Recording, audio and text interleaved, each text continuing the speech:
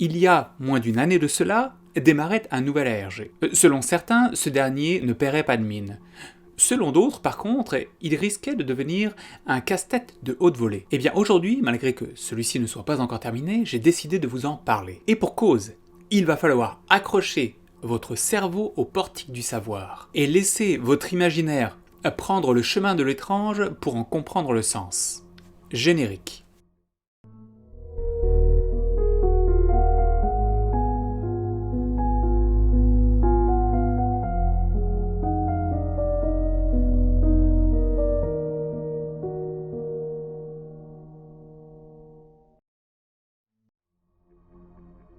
Aujourd'hui, je vous invite dans un étrange voyage, une étrange simulation, une chaîne mystérieuse nommée Hiding in My Home. Se traduisant par « caché dans ma maison ». Ce qui nous est montré comme un ARG au premier coup d'œil, comme un point de vue artistique au second coup d'œil, pourrait aller beaucoup plus loin et se montrer bien plus complexe que ce que l'on pense. De sa phase vidéoludique présentée sur YouTube, aux indices disséminés ça et là via Twitter, vous allez très vite vous apercevoir qu'en partant de peu de choses, Hiding in My Home va nous emmener loin, très loin, dans un monde auquel on ne peut s'attendre. Bienvenue à bord.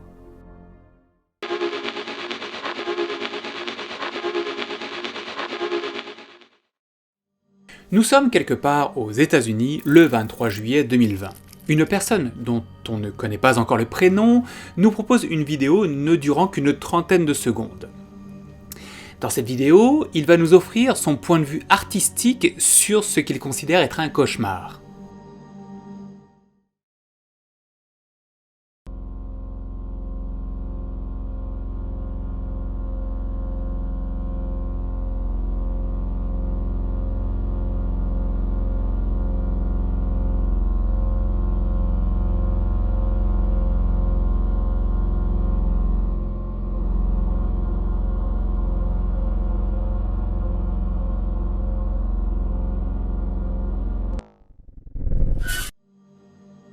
Ce que vous venez de voir est tout bonnement la première vidéo de la chaîne Hiding in My Home. Bien que brève, elle nous montre une chose. La personne qui a mis la vidéo en ligne sait ce qu'elle fait en termes de montage. Alors tu viens de me couper l'herbe sous le pied, mais c'est exactement ça, car en 30 secondes, nous venons d'être témoins d'un message, d'une ambiance et d'un montage dont l'ensemble est propre. Toutefois, et c'est pour cela que je pointe du doigt cette propreté vidéoludique, elle va contraster de manière drastique avec la seconde. Beaucoup plus brute, beaucoup plus simple, avec un côté aléatoire dans les prises de vue.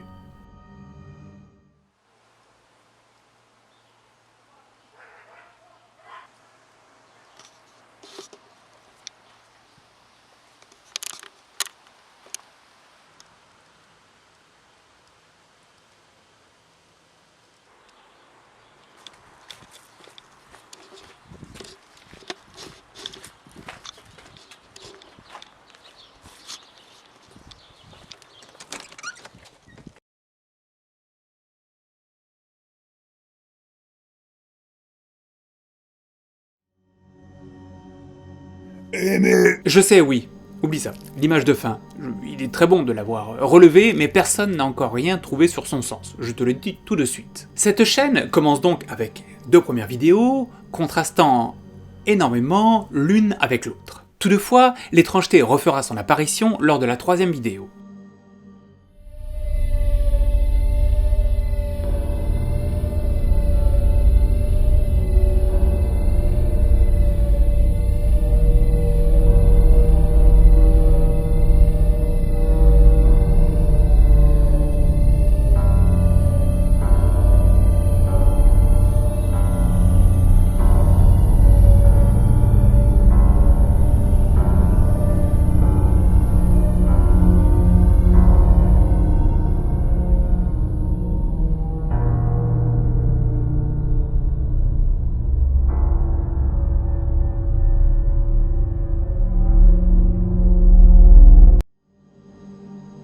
Nous entrons ici dans un monde cryptique fait de symboles et d'indices. L'ARG commence à prendre forme. Et tout cela sera confirmé lors de la quatrième vidéo.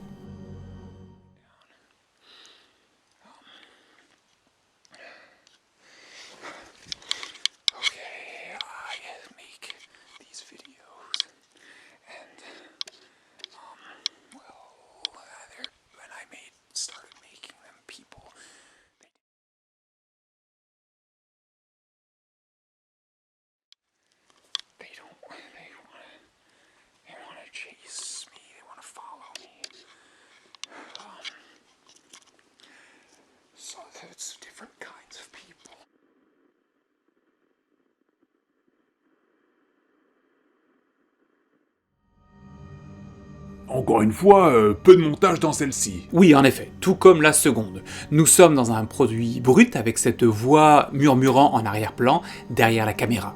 Les indices, dont je ne vais pas faire mention dans le chapitre que nous abordons actuellement, se disséminent peu à peu. Le puzzle se constitue.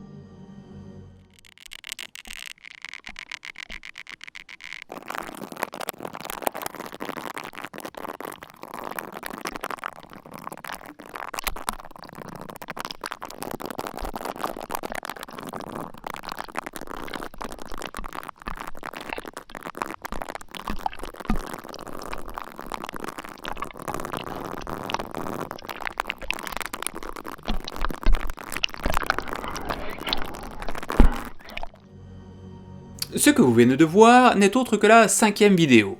Faite encore une fois avec un beau montage. Et comme par hasard, la vidéo suivante, la 6e, va être beaucoup plus brute. Comme si le style de la chaîne alternait, en tout cas pour ses premières vidéos, entre des vidéos à prise de vue brute et d'autres demandant beaucoup plus de montage, comme la suivante.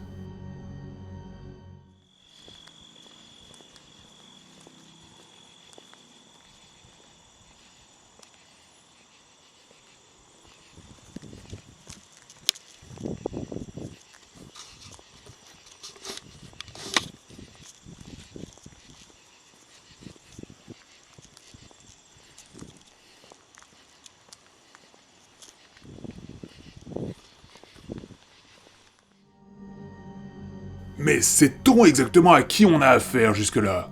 Pas pour le moment. Pour l'heure, nous sommes dans la simple contemplation. Nous sommes dans la découverte. C'est à partir de la 7e vidéo que l'alternance brute et beau montage va soudainement changer. Les indices vont soudainement se cumuler, nous forçant à plonger dans un monde clairement tourné vers l'ARG.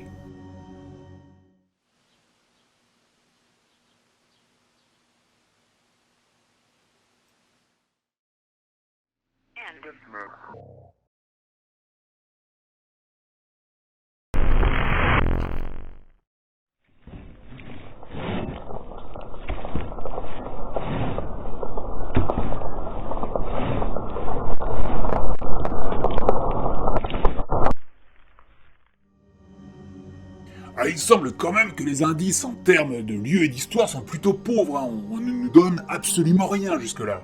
Eh bien, au travers des 13 premières vidéos, nous sommes face à quelqu'un qui semble être en proie à des cauchemars, comme nous indiquent les titres de la vidéo 1 et 12. Et cette même personne paraît ne pas être seule.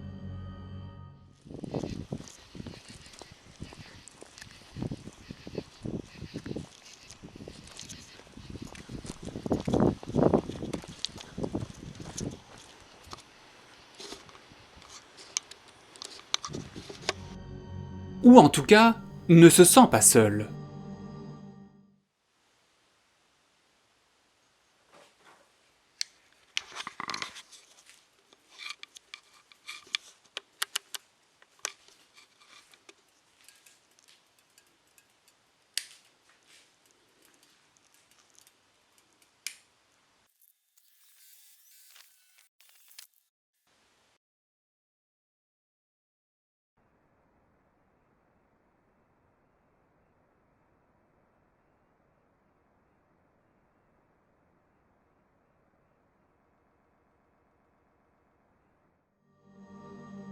On nous présente donc un personnage ayant des attraits a fortiori schizophréniques.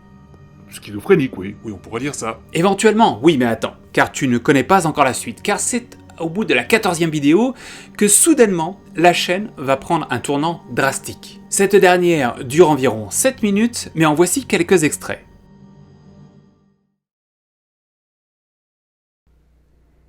Si vous suivez cette chaîne depuis les 2 derniers mois, il est important que vous sachiez ce que vous étiez en train de regarder, la vérité sur les vidéos que vous avez sûrement aimées.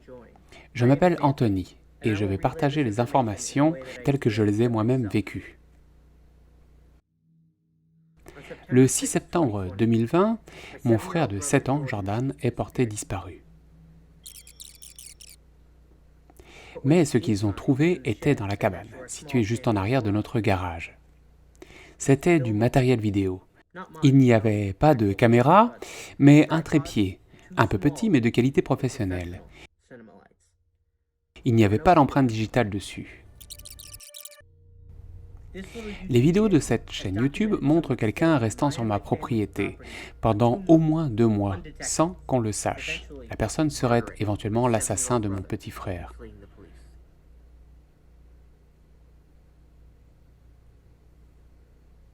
Voici la rue dans laquelle je vis. Ma maison est à droite. Voici l'un de nos 2 garages. Ceci est un baril situé derrière notre garage. Voici l'homme debout dans notre cave, dans notre salon, dans la chambre de mes parents.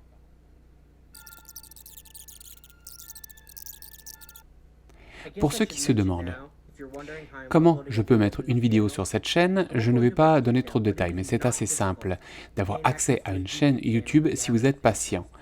Et au vu des circonstances, je m'en sens totalement dans mon droit d'user de ce compte comme étant le mien. Les vidéos sont filmées chez moi après tout. Je savais ce que j'avais à faire, tout de suite. Dans cette vidéo, il a été maladroit. Il a couvert son visage, mais pas sa tête en entier. C'était assez pour me permettre d'avancer afin de trouver une piste. J'ai regardé une carte des personnes portées disparues autour de chez moi. Ça, c'est Hollis Coogan, un jeune homme de 20 ans, habitant à 20 minutes de chez moi. Regardez, c'est la même personne, il n'y a pas de doute. En tout cas, moi je n'ai aucun doute.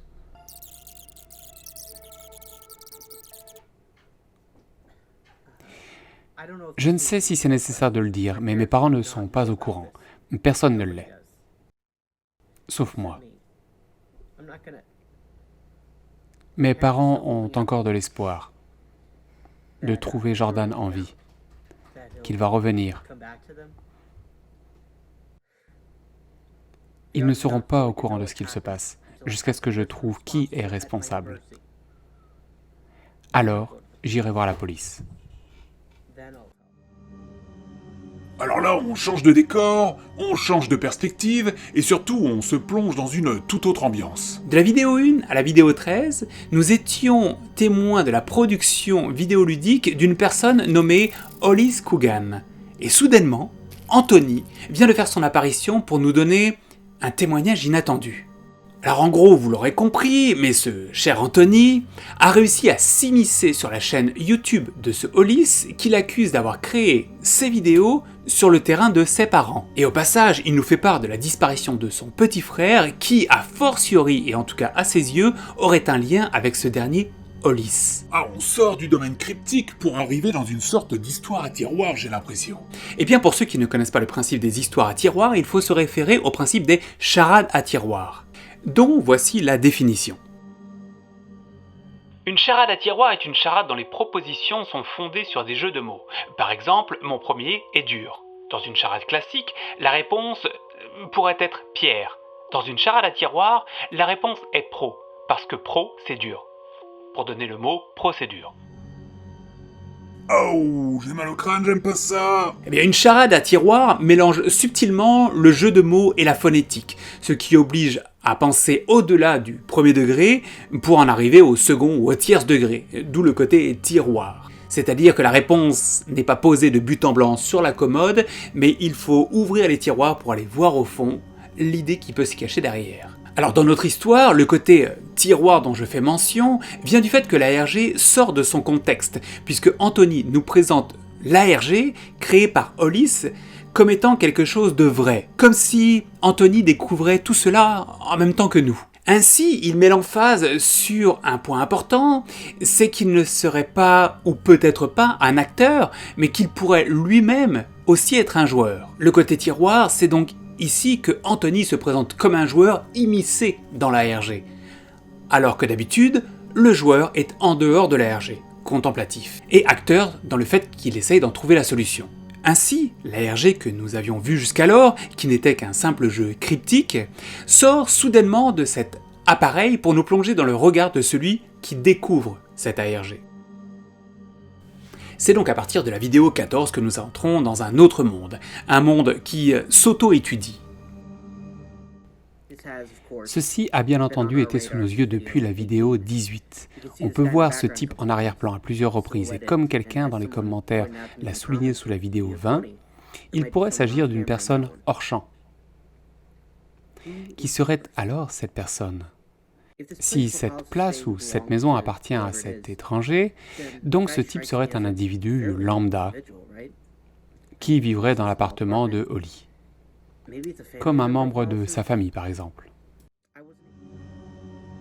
Il se questionne, il s'interroge, et nous aide donc à faire avancer cette affaire. Et pour comprendre un petit peu plus cette dernière, je vous donne rendez-vous au chapitre 3 de ma vidéo. Pour l'heure, il est temps de passer sur un autre support, allons faire un tour sur Twitter.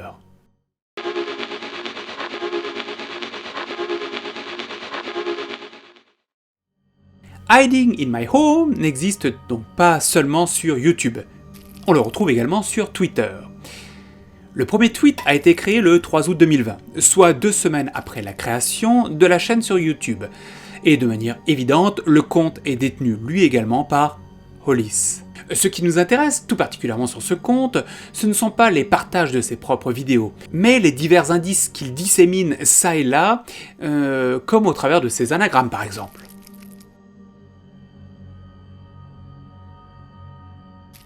Ou encore au travers de ses messages cryptés.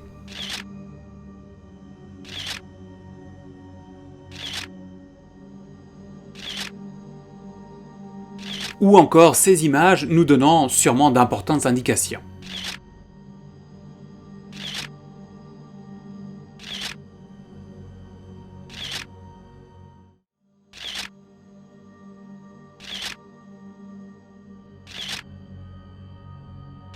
Et tout comme pour la chaîne YouTube, Anthony a réussi à s'immiscer sur le compte Twitter de Hollis. Mais tel que je le vois, la première étape pour savoir qui est Hollis fut de questionner les gens qui sont en contact avec lui sur ses comptes en ligne, qui sont mes comptes désormais. Je peux voir tout ce qui a été envoyé. Et il a entretenu pas mal de discussions. Elles ont eu lieu entre le 1er août 2020 et le 6 septembre 2020. J'ai regardé tous ses messages perso sur Twitter et également sur son compte Instagram. Il y a quelques personnes avec qui Hollis gardait des contacts réguliers. Ce sont tous et toutes des personnes lambda, lui demandant ce qu'il fait, pourquoi est-il si mystérieux, etc. etc. Oh, il y a aussi un compte Instagram, t'en as pas fait mention. Oui, j'en ai pas fait mention car sur ce dernier il n'y a absolument rien, que ce soit en termes de narration ou d'indices, à une image près, que je vous présenterai un peu plus tard dans le chapitre 4 de ma vidéo, celui dédié entre autres au code. Je ne vais donc pas tenir compte de son Instagram, qui ne sert absolument à rien. Le point par contre le plus important concernant le compte Twitter nous est dévoilé au travers de cet extrait. Il y a 3 messages directs sur le compte de Hiding in My Home, datant du temps où Hollis en avait encore le contrôle. 3 messages auxquels il n'a jamais répondu. Quand j'ai essayé de les contacter, ils m'ont ignoré. Au premier abord, ces messages semblent normaux. Mais regardez vous-même.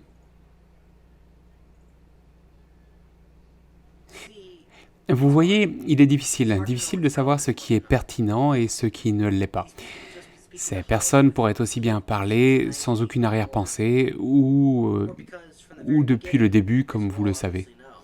Des gens pensent que les comptes YouTube, Twitter, tout ça, ne sont qu'une web-série, un ARG, dans laquelle les gens sont plongés dans une histoire et cherchent des indices.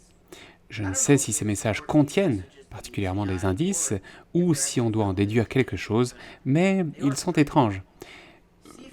Voyez si vous pouvez vous-même en obtenir quelque chose, je vais faire de même de mon côté. Ici, Anthony crée un hiatus entre ce qu'il fait et l'ARG produit par Hollis. En gros, il s'en départit totalement. C'est par ailleurs là qu'on se rend compte à quel point cette histoire est à tiroir, puisque Anthony, qui fait partie de l'ARG, nous dit étudier ce dernier tout en ne faisant pas partie de l'ARG, étant lui-même du coup un acteur, un joueur. Ça me rappelle un petit peu l'image du serpent qui se mord la queue. Bon, je dis ça, je dis rien. Passons au reste.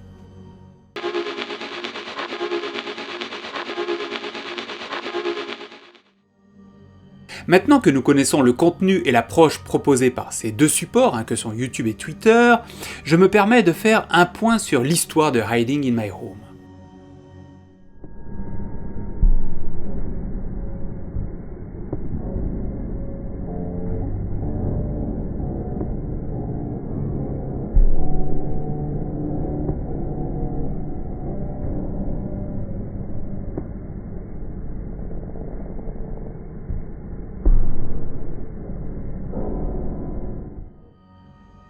Nous avons donc ici deux personnages principaux, comme vous l'avez compris, que sont Hollis et Anthony. L'un, Hollis, a créé un ARG se situant sur la propriété des parents d'Anthony, et l'autre, Anthony, cherche à comprendre ce que Hollis fait chez lui, et comment il a pu créer des vidéos sans que Anthony ou les parents de ce dernier ne s'en rendent compte.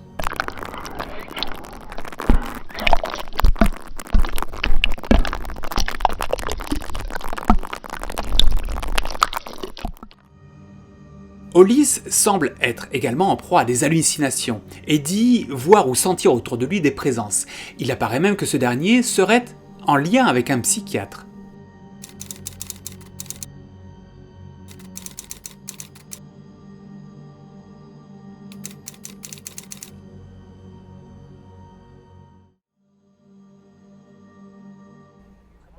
Je veux être certain que vous allez bien. Je sais que notre relation est professionnelle, mais un patient qui ne se présente pas à 2 rendez-vous à la suite et qui ne me contacte pas... Enfin, ce que je veux dire, c'est que je ne sais si vous souhaitez encore venir, mais je pense que c'est quelque chose qu'il nous faudrait discuter ensemble, avant... Enfin, vous le savez bien. Nous aurons plus tard la confirmation que ce psychiatre existe bel et bien à la vidéo numéro 22 intitulée « Dr Tanner ». Avant que je ne commence à filmer, j'ai fait des recherches au travers des hôpitaux psychiatriques dans le coin où Hollis habitait. J'ai regardé leur numéro de téléphone et dans la plupart des cas, qui sont les médecins qui y travaillaient. Je les ai appelés, me posant en tant que père de Hollis dans toutes les cliniques. Et si je tombais sur la mauvaise, je prétextais être confus quant à la clinique dans laquelle je me trouvais. Après tout, Hollis prenait ses rendez-vous seul.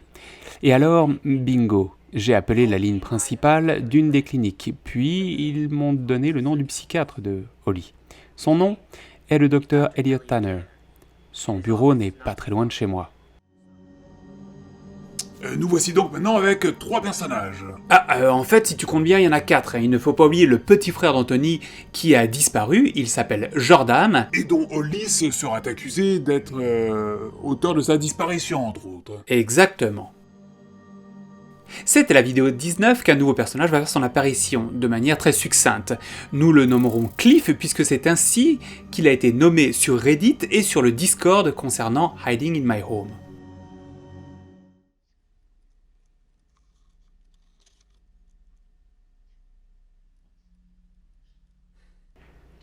Quel que soit ce que c'est, il me faut le voir. Je n'ai pas vraiment le choix.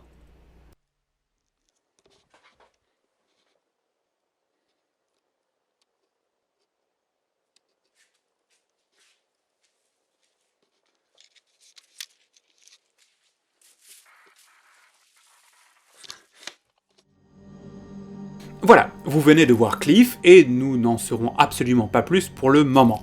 Mais Anthony suppose que ce dernier a été tué par Hollis. Après tout, qui sait? Monsieur Hollis, s'il fait des exactions de la sorte, agit-il seul? De ce que l'on sait, jusqu'ici, Hollis semble avoir créé en tout cas ses vidéos tout seul. Mais peut-être que tout cela n'est qu'un leurre, puisque dans la vidéo numéro 18, à cet instant,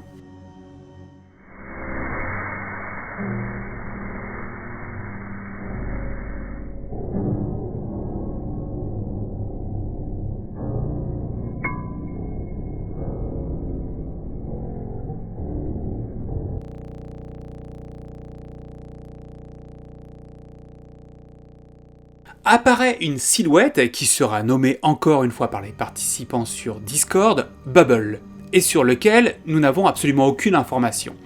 Il fera par ailleurs une autre apparition à ce moment-là.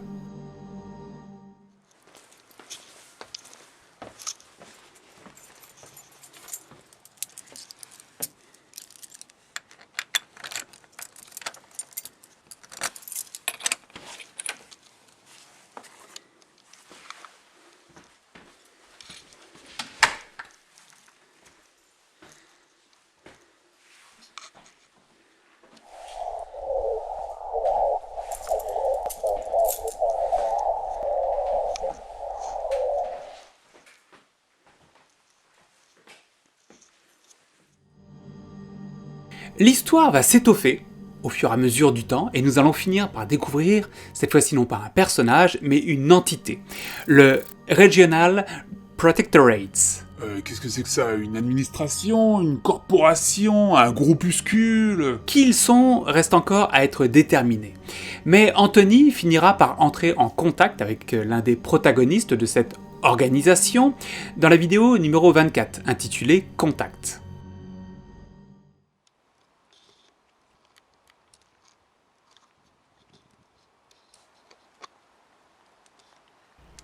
Bonjour. Ah, vous filmez. Qu'importe. Oui, merci d'être venu. Vous êtes? Tel que vous le savez, je représente mon employé. Vous êtes potentiellement un futur client. Il vous a trouvé via vos comptes en ligne et a été pris d'intérêt par vos problèmes.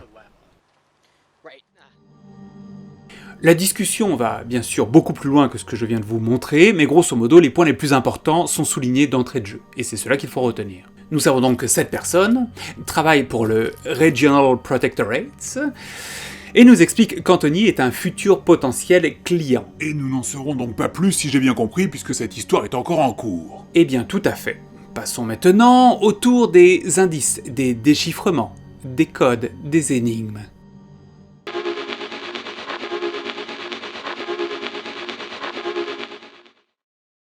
Tout au long de la chaîne YouTube et du compte Twitter, plusieurs, indices sont disséminés à droite et à gauche, comme je l'énonçais plus tôt. Le décryptage de ces codes s'est fait via plusieurs sources, que sont d'une part Reddit, de deux le Discord dédié à la chaîne, et Anthony, puisque comme je l'ai dit, ce dernier se présente comme étant un acteur-joueur de sa propre chaîne. Ou en tout cas, excusez-moi, de la chaîne de Hollis, comme il faut le comprendre. Et c'est au travers de ce triptyque de joueurs que la plupart des codes vont être décryptés, bien que d'autres soient encore sous clé. Voici une liste non exhaustive, je ne vais pas tous les mettre ici car il y en a beaucoup, de ce que l'on peut trouver.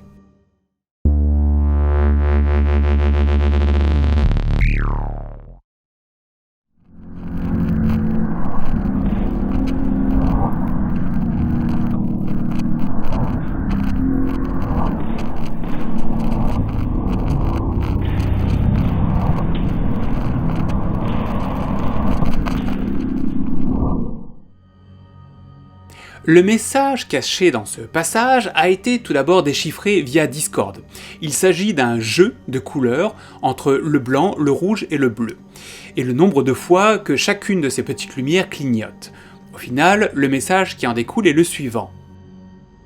Si nécessaire, je vais me défendre en usant de la force.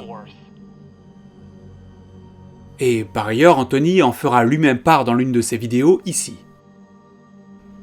Dans la 10e vidéo, It's Not My Fault, il y a une séquence de plusieurs points clignotants. Les enquêteurs sur Discord et Reddit qui m'ont aidé ici ont trouvé ce que veut dire le code. Si nécessaire, j'utiliserai de la force pour me défendre. Les 3 points colorés correspondent à des chiffres que sont 0, 1 ou 2, et le nombre de fois que les points clignotent nous donne un second numéro, nous donnant la position d'une lettre de l'alphabet.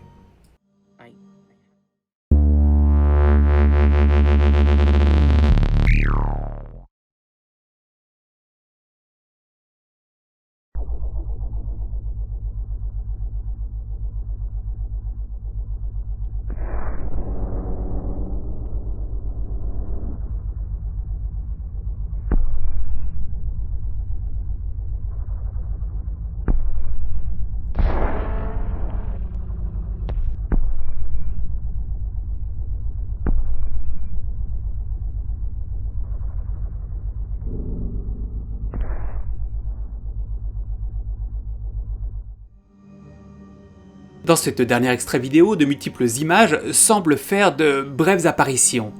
Si on les met ensemble, eh bien cela donne une image totale, une image complète, celle-ci.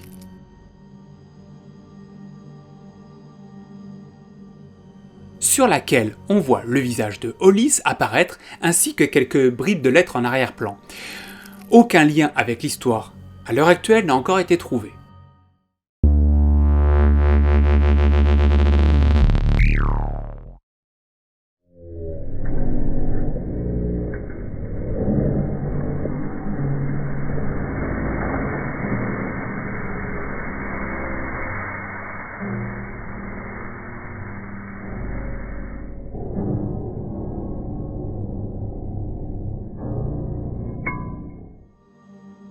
Nous pouvons observer dans cet extrait vidéo, lors de ce passage, des lettres qui flashent très vite. Si l'on fait une pause sur chacune d'entre elles et qu'on les laisse à leur position initiale, eh bien cela nous donne une phrase. Regarde par-dessus ton épaule pendant que tu le peux encore. Alors cette fois-ci, il semblerait que ce soit un message de menace créé par Hollis envers Anthony.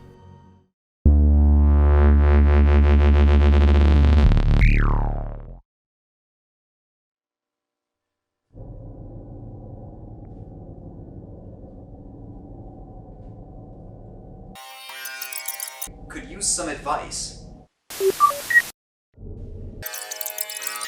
Are outside their control. Us.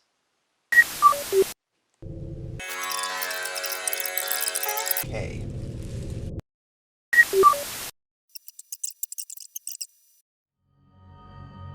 Il y a dans cet extrait un code donnant accès à un message et un message posé sur une seule frame, une seule image à la fin de la vidéo. Et les codes, une fois déchiffrés, nous donnent le message suivant. Était-ce toi? Était-ce moi? Te caches-tu également? Pourquoi te caches-tu? Puis il nous reste cette image cachée dans l'une des dernières frames de la vidéo, dont le message est le suivant.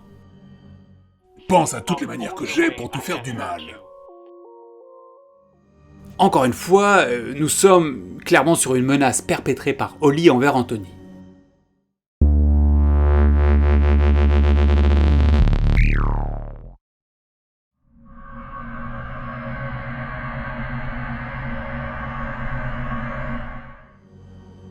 Plusieurs enquêteurs sur Discord ont découvert qu'au travers de ces 3 messages se trouvait une adresse email cachée. Pour cela, ils ont découvert que dans les messages 1 et 3 se trouvaient des chiffres cachés qui, mis bout à bout, nous donnent des nombres. Nous trouvons ainsi dans le message numéro 1 le nombre 007 et dans le message numéro 3 le nombre 259. Il nous reste désormais à trouver ce qui se cache dans le message numéro 2. Eh bien, il s'agit de 2 fautes d'orthographe sur le mot afternoon et sur le mot dropping. Pour l'un, il manque le P, pour l'autre, il manque le R. Plus tard, il sera découvert et déduit que ces 2 lettres ne sont tout simplement que les initiales de Regional Protectorate. Ce qui nous donne comme adresse email 007rp259@gmail.com. Mais où est-ce que tu trouves le gmail.com? Ce dernier est indiqué au bas du message numéro 2, tout simplement. Ce qu'il a fallu par la suite, c'est trouver si effectivement cette adresse email était une vraie adresse email.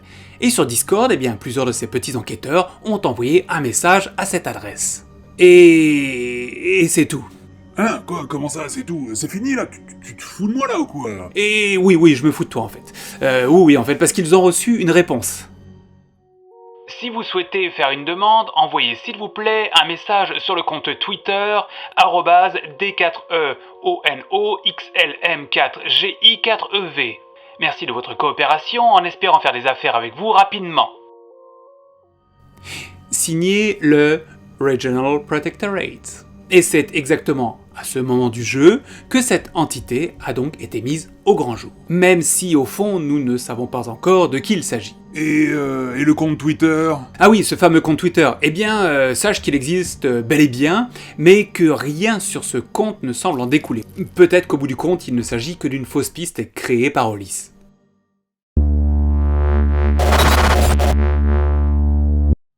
Oups, excusez-moi, j'avais oublié, mais sur les divers emails envoyés au Regional Protectorate, excusez-moi, c'est un petit peu difficile à dire, plusieurs réponses comportaient des anagrammes.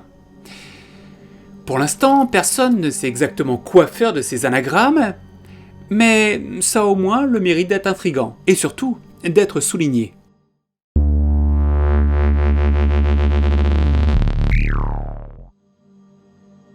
Dans la vidéo numéro 26, si on regarde le spectrogramme de l'audio, eh bien on découvre qu'il y a des chiffres cachés. Le secret de ce code, par contre, n'a toujours pas été découvert.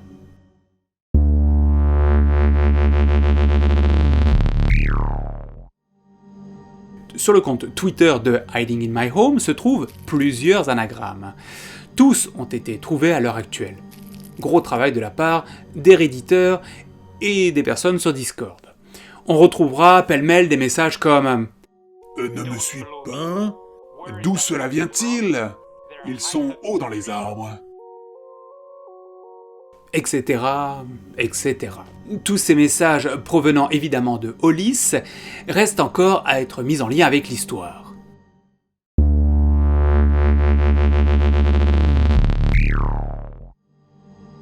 Comme je l'ai dit plus tôt, Anthony mène sa propre enquête, se servant parfois de découvertes faites sur Reddit et Discord.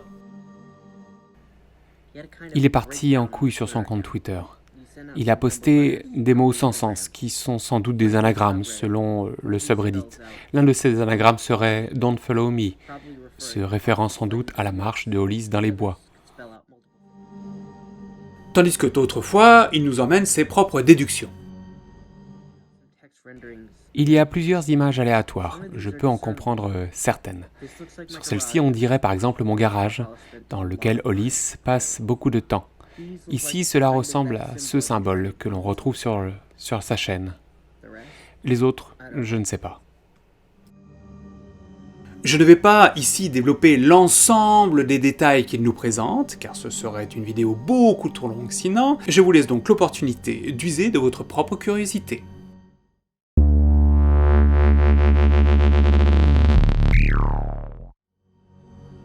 Dans cette image trouvée sur son Instagram, comme je l'ai dit plus tôt, c'est d'ailleurs la seule image sur cet Instagram qui aura un intérêt à nos yeux, a été découvert une étrange forme.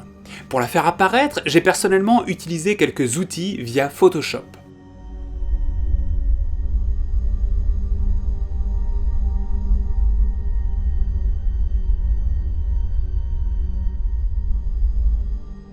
Après une petite recherche, apparaît donc cette fameuse image. J'ai été vérifier sur Google de quoi il s'agissait.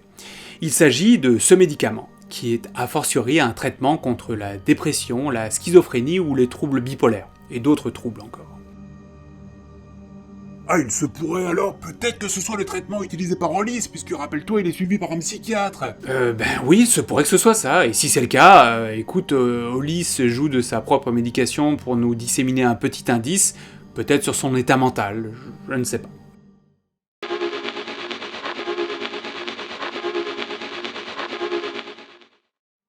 Il existe encore une multitude de codes cachés, de codes à traduire, de codes à trouver.